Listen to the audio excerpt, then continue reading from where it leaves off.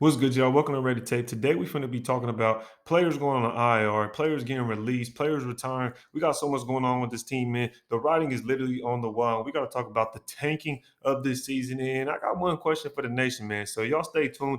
Make sure to hit that like button, hit the subscribe button if y'all new here. We're going to get into it.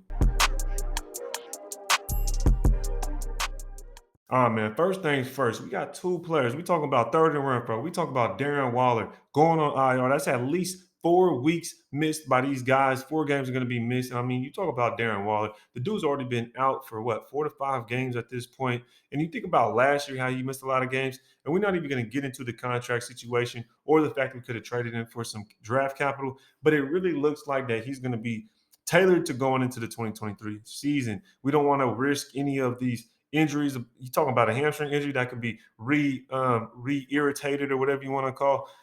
This is something that is going to be very delicate to deal with, and obviously we noticed that it's been 4 to 5 weeks, like I said. So you talk about him, and then Hunter Renfro, third and Renfro himself, who has missed a couple of games this season already due to the concussion protocol earlier this season. He came back, but he has not been himself this year. So you talk about him going to IR is going to be a big miss for this team because we have not been able to keep all four of these guys. Talk about Adams, Renfro, Waller, and Jacobs. What I think it was only one game, or it was like 40 something snaps. Someone told me earlier that they all got to play together. And you talk about going into the 2023 season.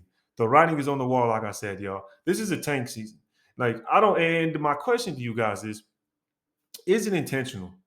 Was this intentional? Did this regime already have in mind that, look, we're going to stock up on a bunch of draft picks, whether they're late round draft picks or whatever we can get to where we can build depth through the draft, and then we're going to have a high draft pick as well? Was this the plan for this new regime going into it?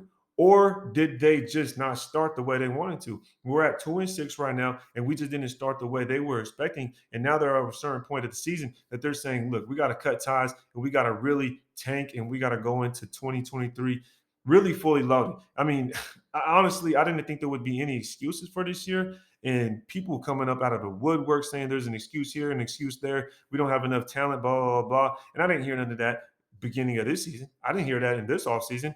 Everybody told me we was going to get 10 plus wins easy.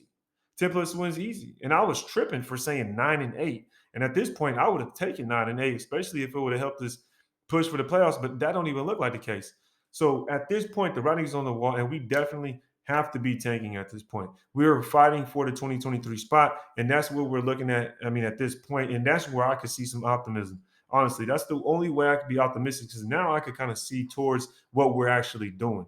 At first, I really wanted to win. I expected this team to take us to another place, a new place that the Raiders haven't been before, and we haven't seen that. We took a step backwards from last year, and I'm not gonna really hound on that. But the fact that we could look forward and we could say, okay, now we know what we're doing. Now we know we can go into 2023 fully loaded and just pick a bunch of defensive players in the draft, please. Please just go pick a lot of defense and sign somebody that's well known or trade for somebody that's well known and proven talent in the NFL to put in the middle of the defense. A linebacker, we could have gotten Roquan Smith. You talk about a guy, DeForest Buckner, who was traded for a first not just a few years ago from the Niners to the Colts. I mean, could you imagine if we traded the first and a second for Roquan Smith and DeForest Buckner? We did that for one guy in Adams on the offense. So this is what I'm saying. We got to stack up in 2023 on the defense, and the writing is on the wall, like I said, man, because this is a tank season. Now, I don't see how we could do anything to really damage this team enough to where we could lose to the Colts. I don't know. I don't see that happening. But you guys let me know. Is this tank intentional? Did we do this going into this season already on our minds? Or is it because of the way this season started? Now, you could also disagree and say you don't think it's a tank season, that we're still going to go out there and try to win games.